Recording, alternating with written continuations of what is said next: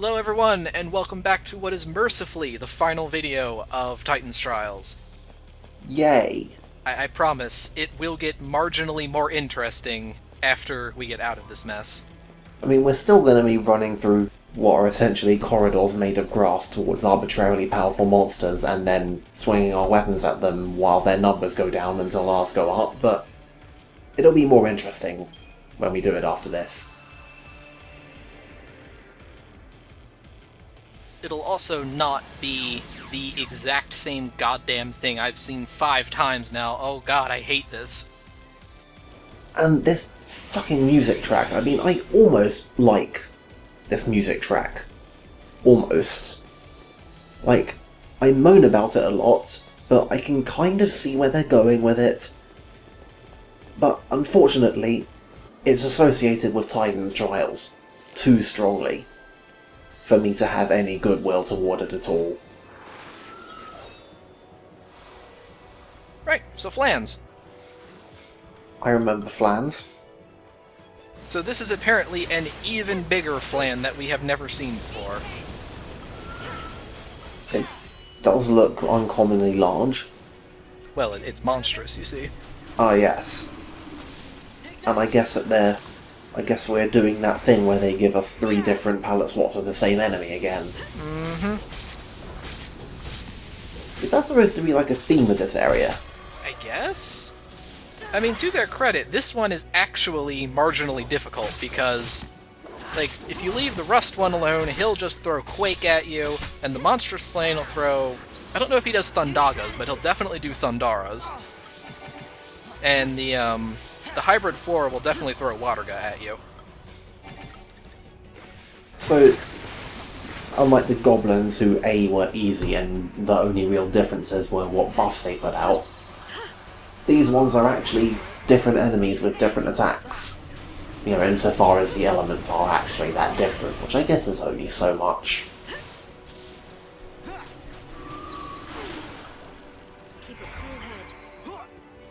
I don't think the elements matter that much at this point. They're all just interchangeable attacks. Yeah, they don't really matter unless you're specifically using something that gives you an elemental resistance. And let's be honest, who uses those? Yeah, there's really no reason to, so...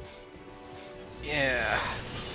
I mean, 13 actually has more of a reason than most to use stuff like that, given how it gives you the multiple accessory slots. So, you can stack immunity to fire or what the hell ever with something actually, you know, more immediately and significantly useful. I never understood that about JRPGs, that they always give you these worthless trinkets that have a tiny bit of immunity to damage, and you have, in order to use them, you have to give up something, like, actually useful. Like, why? I don't get it. Yeah, like, it's like, you get, like, one accessory slot, and you can either equip the thing that gives you 30% fire resistance, or you can equip a ribbon. Yeah. Hell. That's something I really liked about 8, is that it managed to, you know, magnificently avoid that problem. Although, you know, it's not like 8 is a paragon of game balance or anything, but, you know, thought that counts, I guess. But yeah, Final Fantasy XIII, even with its multiple accessory slots, still makes you trudge up through very, very slowly incrementing levels of resistance to things that you don't care about, because really you couldn't just shrug it off. And in the end, it once again all just comes down to making a number go up. Yeah, I mean, at the end of the day, the problem with, like, the resistance stuff is that the bar spells exist. Yep. Like, there is no reason to ever equip, like, say, the Fulmin Ring, which gives you resistance to fire, because you can just use bar fire. And bar fire goes away when you don't need it and doesn't take up a slot on anything.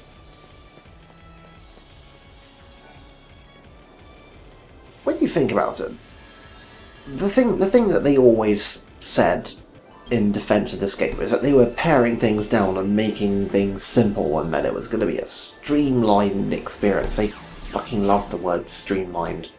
Also refreshing, I don't know why. But the number of things that they managed to, almost get right, even in the staggering incompetence of this game's design process, it's just disappointing. Like, even on a different level to all the other levels in which this game manages to be disappointing. They were almost onto a justifiable cause in RPG design. And so what's kind of sad is that they were on the right track. It's like, I mean, if you look at, like, even, I know, like, this is a little bit, like, you have 3 combat stats: HP, strength, and magic. That's it. Because, functionally, there is no difference between someone who has a ton of HP but no defense, and someone who has a ton of defense but no HP. Unless you have, statistical stuff like, 1 defense is 1 less damage that you'll take from every physical attack, but 1 HP is only 1 HP. Right, that's more of an SRPG thing, though. Yeah, well, that's Fire Emblem logic.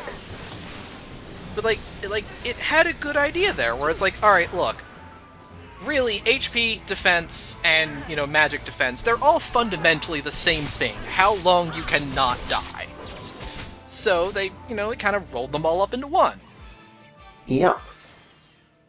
I think Lightning Returns was, kind of caved and added some defense-ish kind of stats, although there's still not, it's not like defense that you can level up or anything. It's still not really a stat in the sense that doing shit levels it up, but it's there. It adds just about enough stuff to actually make the system work. But even before that, though, 13 was onto a good idea with its simplicity. It's the thing that everyone, I say everyone assuming, everyone thinks exactly the way that I do, but JRPGs kind of have this bullshit thing going on with all the mechanics are obtuse and weird, and you can't really figure them out except that you just kind of have to feel that bigger numbers on defensive stats just means smaller numbers on damage you take. But in this game, even though the numbers are still arbitrarily large, it's just your attack and their HP. And that's it. And there's a beauty in that. So, this is what all of that whole mess was for. I hope it was worth it. Say, Atticus the Soulless is our penultimate Undying fight. Well, you can always count on those to be interesting, I guess. We'll see how he works. You can probably guess that he's going to be very similar to the Vladislaus, by the fact that he is very clearly a palette swap of him from the silhouette. But yeah, no, this is actually a pretty fun fight. A slow fight, but a fun one nonetheless. Well then, actual engaging gameplay content? Did they at least acknowledge it with, oh, I guess. This is different.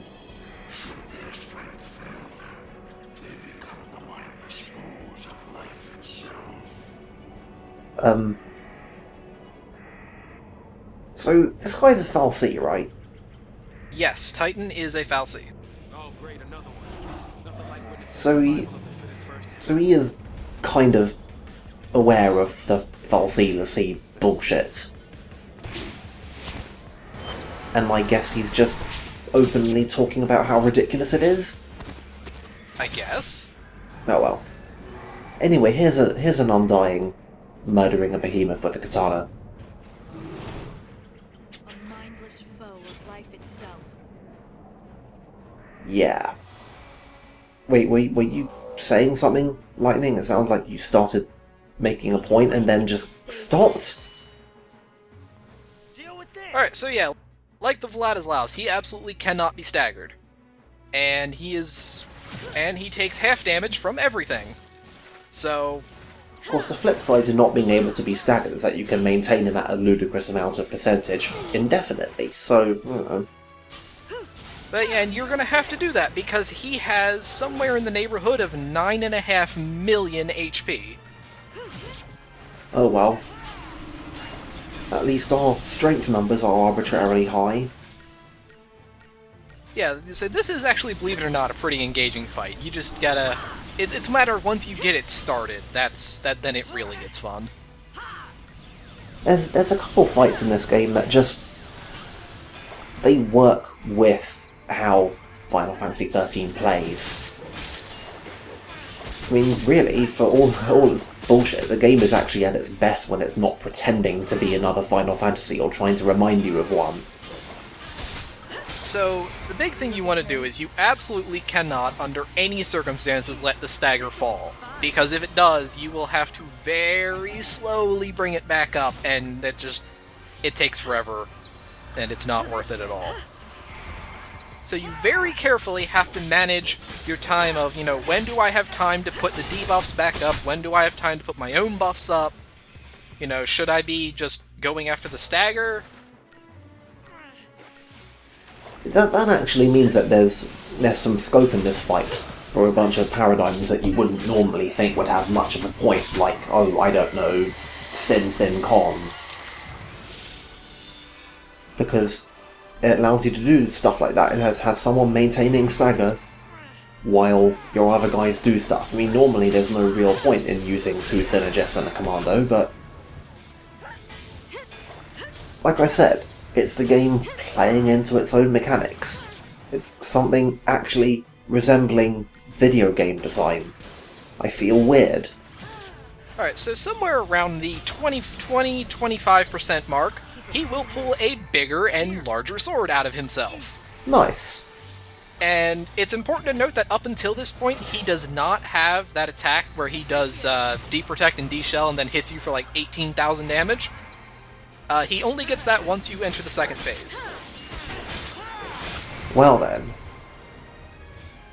I guess he's charging up. That's what he's about to do, and as you can see, yeah, there's 20,000 damage to lightning. Okay. So, this is avoidable? It is avoidable, primarily because A, you can taunt that away if you have your Sentinel up, and B, you should have your buffs up, like I did not. Well then. Yeah, an incidental question. I don't know if this ever came up before, but I forget. Can Sentinel abilities, like Challenge and Guard or whatever, affect the stagger gauge of an enemy? They do, actually. Taunting and any of the counter abilities will actually maintain the stagger similar to how a Saboteur maintains it. Well, that's nice. Of course, it's entirely possible that an average player would never know this, because most of a Sentineling will be done by characters other than the leader, and the only way that you could see that the enemy getting staggered by a Sentinel is if you were paying attention while doing it yourself. You'd probably never think that it was doing that if an ally was doing it.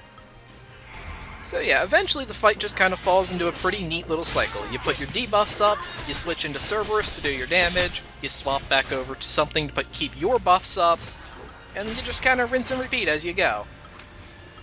And also, yes, that is an even bigger sword that he pulled out of nowhere. Well, I guess they're keeping it consistent. I mean, there comes a point where you just can't hold dramatic license against someone anymore. Yeah, but that's pretty much the long and short of it. You just gotta slowly work your way through. Well, hey, there's nothing like an interesting challenge. Keep the enemy off balance. And eventually, he will go down. Wow. Again, if I'm gonna be reluctantly giving credit where it's due, I guess I'm gonna give them some here. This is an actual interesting, engaging fight that uses the mechanics of Final Fantasy XIII to generate fun. Why is there a 14-minute target time? Again, he has 9.5 million HP. Well, didn't look like that bothered you too much. Well, that's really not important, because we got a very, very important drop there. Oh yes, I recognise that game. The Genji Glove, as it is in most games, lets you break the damage cap. And you had better believe that is going straight on Fang. Oh hell yeah. For real, Smite. Fang, Smite, or her other thing. Here to protect, Smite or Scourge, either one. aren't you? Yeah. But yeah, either way, Fang is now capable of dropping 6 9s on somebody. Hey, Steam achievements. Woo! Just not the same without the little jingle that the consoles give you. And now that we've completed Titan's trials, Titan has gone and fucked off to do whatever it is he's gonna do. I guess he just finally got sick of this shit. I can't blame him, that was pretty terrible. Like, really, for real. For real, Square. This whole thing was fucking dumb.